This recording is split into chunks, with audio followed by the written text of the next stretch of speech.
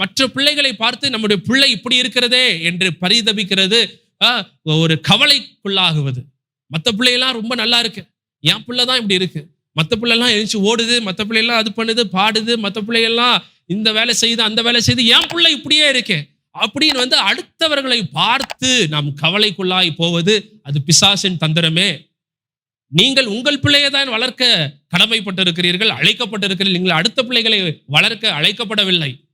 நீங்க அந்த பிள்ளைய நடத்துவதற்கு ஆண்டவர் உங்களை அழைக்கல. ஆண்டவர் உங்க பிள்ளையை நடத்துவதற்காக தான் உங்களை அழைத்திருக்கிறார். ஆகவே உங்கள் பிள்ளை மற்ற பிள்ளைகளை போல இருக்க வேண்டிய அவசியம் இல்லை.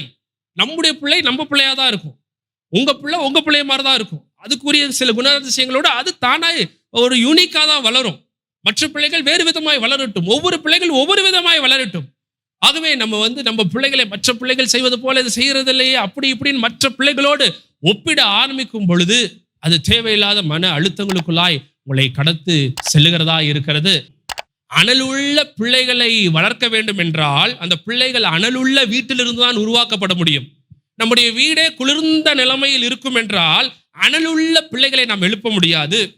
அனலுள்ள ஊழியர்களை எழுப்ப வேண்டும் என்றால் நம்முடைய வீடு குளிர்ந்த வீடா இருந்தால் முடியாது.